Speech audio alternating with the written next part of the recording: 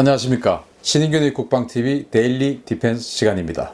아시다시피 저희 데일리 디펜스는 단독만 취급하는 방송입니다.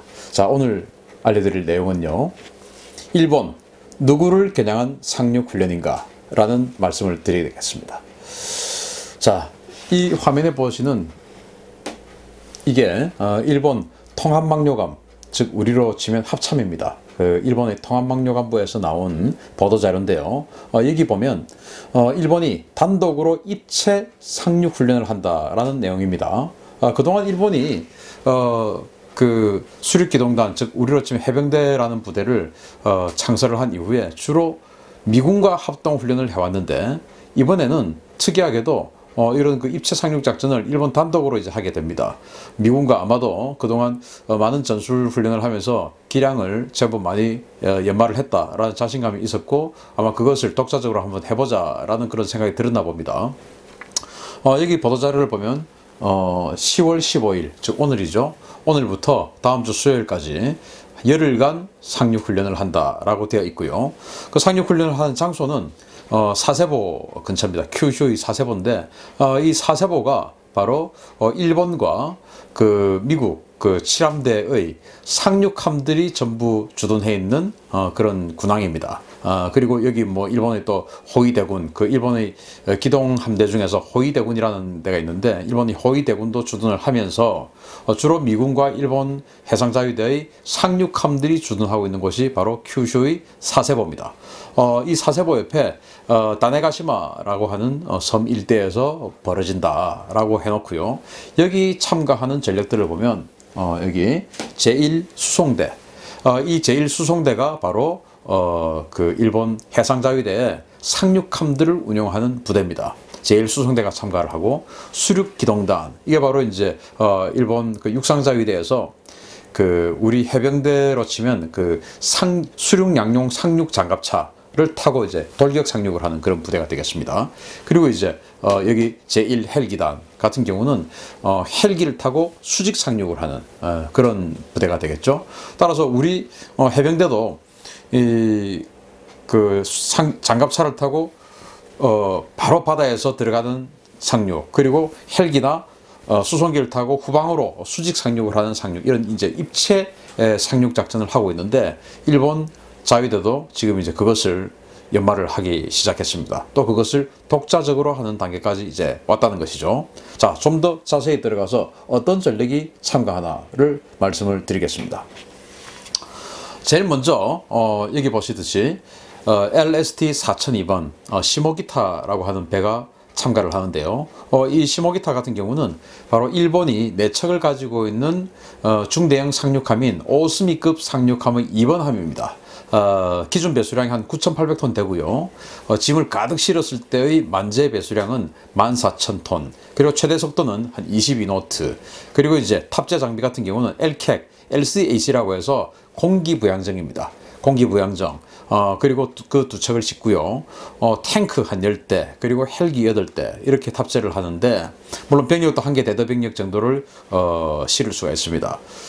전체적인 능력을 보면 우리 독도함 정도 되는 수준의 능력이다, 이렇게 보시면 뭐 무방하겠고요. 독도함보다 덩치는 조금 작습니다. 우리 독도함의 만재 배수량이 18,000톤 정도 되니까 이 독도함보다는 약간 작다. 그렇지만은 어쨌든 뭐 대대급 이상을 전부 무장해서 상륙시킬 수 있는 능력을 가지고 있습니다.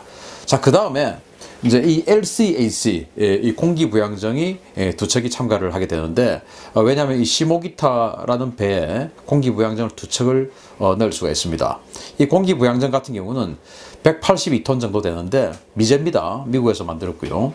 미제인데 최고 속도가 한 70노트, 시속 100km 이상의 속도로 그 해안으로 진입할 수 있는 그런 엄청난 능력이 있고요. 탑재 중량은 60톤.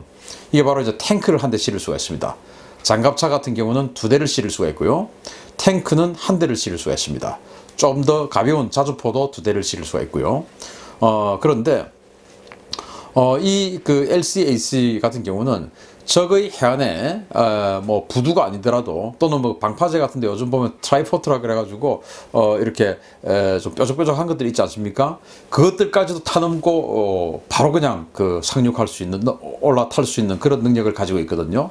그래서 이 방어하는 적 입장에서는 워낙 빠른 속도로 탱크를 싣고 달려오기 때문에 굉장히 두렵죠. 또 뭐 이런 것들이 여러 대가 이제 동시에 상륙을 하게 되면 그 중에서 이제 한두 척을 격침을 시킨다 하더라도 나머지 한두 척이 살아 들어와 가지고 딱 해안에 탱크를 내려버리면은 사실 이 전차라는 것이 개인 그 스스로의 어떤 능력도 굉장히 강하지만 그 방어력이 워낙 뛰어나기 때문에 전차가 딱 그 적진에 나타나는 순간 방어하는 적은 패닉에 빠지게 됩니다. 공포감에 젖어들게 되죠. 그런 공포 효과가 또 전차에게는 있습니다. 그래서 그 전차를 아주 빠른 속도로 실어 나갈 수 있는 능력을 이 LCAC, 이 LCAC이라고 하는 공기부양장을 가지고 있는데 일본이 이번에 이것들을 또 동원을 해서 전차를 실어 나르는 훈련을 합니다. 그 다음에 이제 CH-47 치누크 헬기, 우리 육군과 공군도 다량으로 운용을 하고 있는 헬기인데요. 여기에는 이제 아주 그 미제 헬기 중에서 가장 덩치가 큰 헬기고 가장 수송 능력이 좋은 헬기예요. 그러다 보니까 그 병력을 최대 중무장 병력을 55명까지 실을 수가 있습니다. 그러니까 이 중무장 병력이 이 그 시누크 헬기를 타고 적진 후방에 방어군 후방에 뭐 레펠 즉 줄을 타고 내린다든지 아니면 낙하산을 타고 뛰어내린다든지 하는 여러 가지 방법으로 적진 후방에 침투를 해서 적의 후속 증원군을 막아버리고 또 적의 보급로를 차단하고 또 적의 뒤를 공격해서 적을 또 아주 또 패닉에 빠지게 만들고 하는 그런 능력을 이제 그러기 위해서 항공으로 입체 상륙 작전을 하는 것이거든요. 그래서 일본이 이번에 그런 그 입체 상륙 작전을 하기 위해서 이 치눅 헬기까지 동원을 했습니다. 그리고 이제 우리 해병대도 우리 1사단, 2사단 공이 한 80여 대씩 가지고 있는 그런 상륙 장갑차죠. AAV-7 상륙 장갑차인데 이게 이제 미국에서 개발해서 우리 같은 경우는 과거의 삼성 테크윈, 지금은 한화 테크윈으로 바뀌었는데 거기에서 라이센스 생산을 했습니다. 이런 것들을 일본이 동원했는데 이게 이제 지상에서는 최대 74km, 시속 74km의 속도로 달릴 수가 있고 수상에서도 시속 한 13km 정도의 속도로 항해를 할 수가 있어요. 저도 타봤는데 제법 빠른 속도로 수상 주행을 할 수가 있습니다. 뒤에 어떤 스크류 같은 게 또 있어요. 그래서 여기에는 무장병력 25명이 탑승을 할 수가 있고 여기 또 자체적인 무장으로 40mm 유탄 기관총이 달려 있습니다. 우리 보병들 보면 한 개 분대마다 유탄 발사기가 있지 않습니까? 그 유탄을 기관총처럼 막 퉁퉁퉁퉁 쏘는 그 기관포가 있는데 그걸 한 척을 하나를 장비를 하고 적진에 이제 상륙을 해서 그 유탄을 뭐 기관총 쏘듯이 쏘아버릴 수가 있죠. 그 유탄 하나가 수류탄 하나 정도의 능력이거든요. 그래서 그 수류탄을 뭐 기관총처럼 쏘아댈 수 있는 그런 능력을 가지고 있는 장갑차입니다. 그리고 이제 그와 더불어서 12.7mm 기관총, 우리로 치면 K6 기관총, 우리 한국 육군에 K6 기관총이 있습니다. 그거와 유사한 12.7mm 기관총을 장착을 하고 있는 이 AAV-7 상륙 장갑차까지 동원을 한 그런 훈련이 되겠습니다. 자, 다음으로는 이번 그 훈련을 하게 되는 주력 부대인 육상총대는 어떤 조직이냐를 말씀을 드리도록 하겠습니다. 이 육상총대 사령부 같은 경우는 그 별 3개인 6장이 지휘를 합니다. 일본 같은 경우는 그 별 4개는 막료장이라고 그러고요. 별 3개가 이제 6장이라고 하는데 그 우리로 치면은 작전사령관 뭐 이 정도 좀 되지 않을까 생각이 되고요. 여기에 이 아래에 우리로 치면은 군단급으로 이렇게 평가를 할 수 있는 방면대라고 있습니다. 일본에는 북부 방면대, 홋카이도를 방어를 하죠. 과거에는 이제 냉전 시대에는 소련군이 상륙을 하는 것을 막아내기 위해서 홋카이도에 있는 북부 방면대가 가장 강했습니다. 왜냐하면 바로 소련은 이제 코앞에 있으니까. 그 다음에 동북 방면대. 여기도 이제 일본 혼슈의 북쪽에 있습니다. 여기도 역시 강했습니다. 소련군이 상륙하는 것을 막기 위해서. 그 다음에 이제 동부 방면대. 여기는 이제 관동지방. 그리고 중부 방면대. 여기는 이제 도쿄를 비롯한 중부지방. 그리고 서부 방면대 같은 경우는 큐슈, 그리고 지금 이번 훈련을 하는 큐슈, 그리고 이제 오키나와 이런 데를 방어하는 서부 방면대라는 이제 이 조직이 있고, 그 아래에 사단, 여단 이런 것들이 편성이 되어 있는데, 평시에는 이런 것들을 지휘합니다. 그러나 전시에는 육상총대사령부가 지휘하지 않고 통합망료감, 우리로 치면 합참에서 지휘를 하게 되겠죠. 어쨌든 평시에는 이 방면대 군단급들을 모두 지휘를 하면서 그 아래에 이제 직할 부대가 중요한데, 이 직할 부대를 어떤 부대를 가지고 있느냐, 제일 먼저 제1공정단이 있습니다. 우리로 치면 공수특전대가 되겠죠. 적진 후방의 낙하산, 뭐 이런 여러 가지 다양한 침투 수단을 가지고 낙하해서 작전할 수 있는 공수특전단이 있고요. 그 다음에 수륙기동단. 수륙기동단 같은 경우는 우리 한국 해병대처럼 상륙장갑차를 타고 상륙할 수 있는 능력을 가지고 있습니다.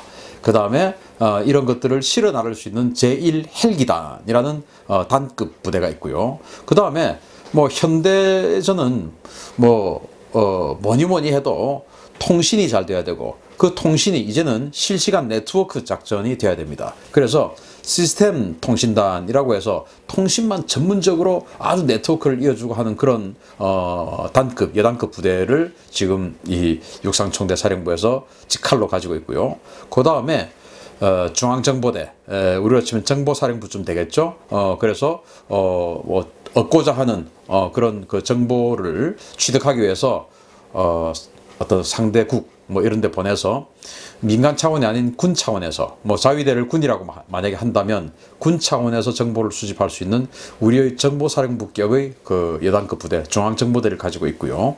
그리고 기동부대, 즉 뭐 신속하게 그 갑자기 어딘가에 파병을 보낸다든지 뭐 대응을 해야 된다든지 뭐 이런 일을 할 수 있게끔 중앙지흥연대라는 신속 대응부대를 또 하나 가지고 있습니다.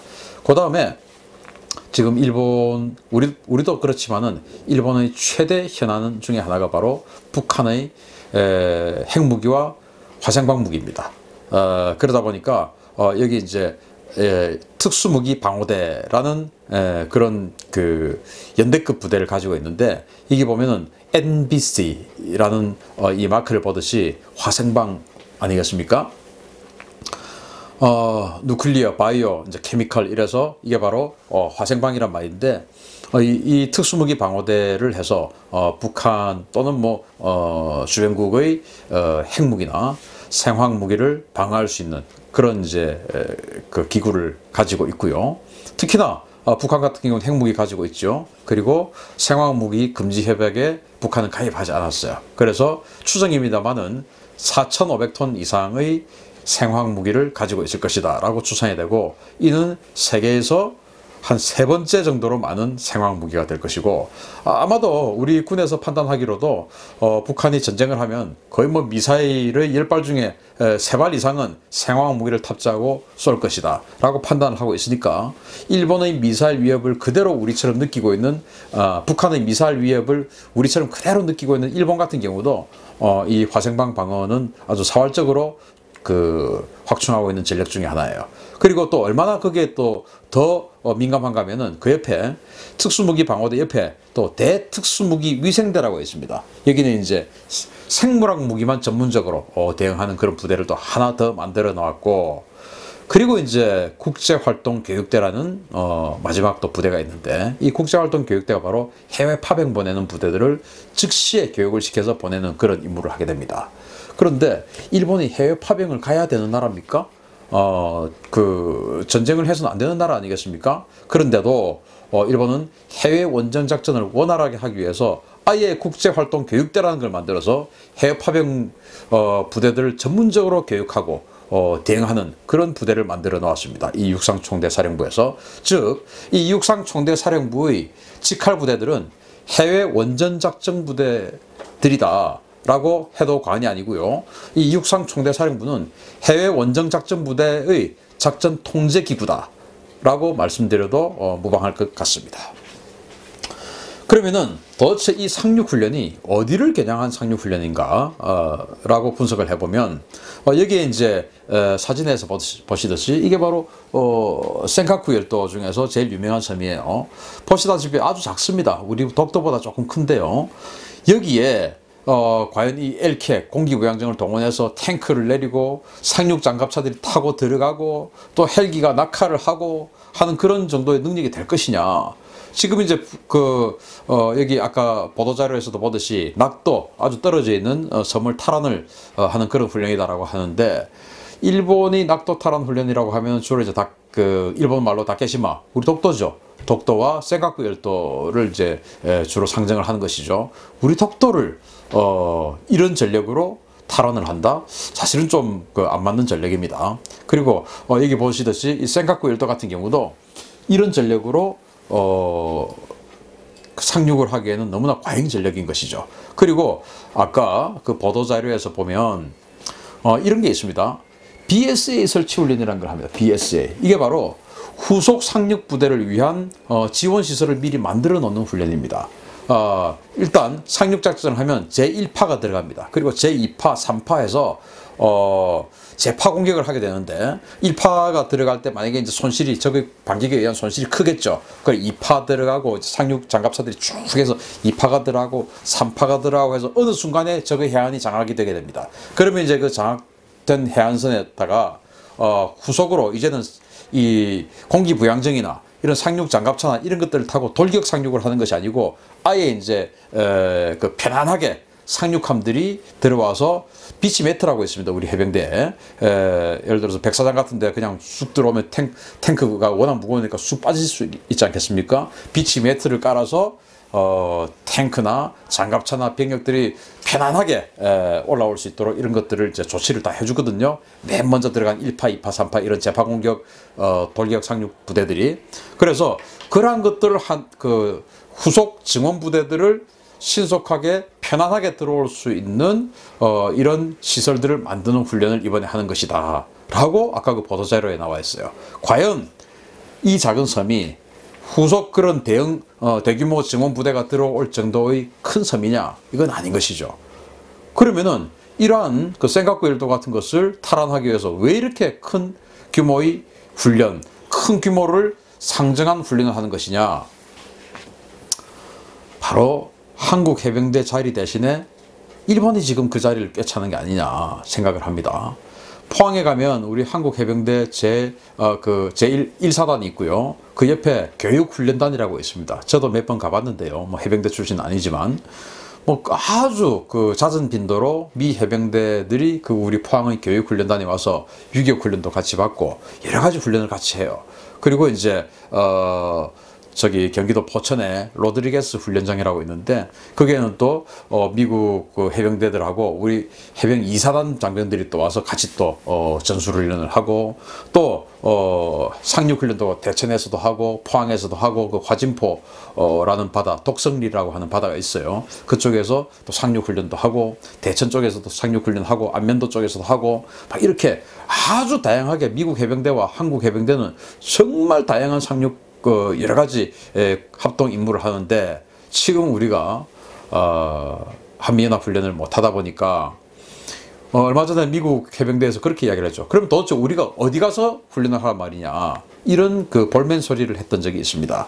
그렇듯이 우리가 지금 빠지니까 그 자리를 일본이 지금 꿰차는 게 아니냐. 그래서 저는 지금 남북관계 개선 이런 여러 가지 상황이 아주 당연히 가야 할 길로 가고 있지만, 그로 인해서 우리의 가장 어떤 큰 힘인 한미동맹 이 시스템이 지금 균열이 간다. 한미동맹 전체가 균열이 가는 것은 어떻게 균열이 갑니까? 시스템이 하나씩 금이 가면 이제 균열이 가는 것이죠. 그래서 이런 해병대들이 그동안 가장 잦은 합동훈련을 해왔는데 지금 전혀 합동훈련을 못하게 된 이 상황이, 그게 일본이 지금 파고들어서 자신들이 동북아 지역의 어떤 미국과의 합동군사력의 구심점이 되는 그런 자리를 노리는 것이 아니냐 하는 그런 우려점을 가지고 있고, 더불어서 아베 내각이 지금 이제 평화헌법 개정해서 이제 군사 개입을 하고 전쟁을 하고 하는 그런 보통 국가화를 추진하고 있지 않습니까?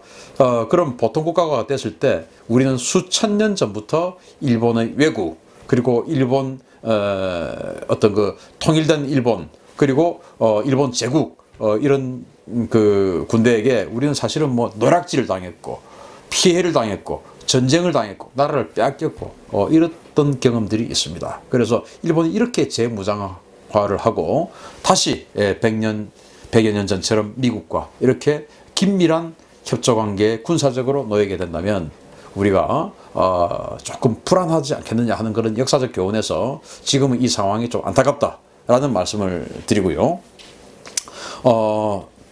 지금 이제 한미동맹 정말 중요한 자리 우리가 결코 소홀히 해서는 안 되겠다라는 말씀을 드리면서 오늘 데일리 디펜스를 마칠까 합니다. 감사합니다.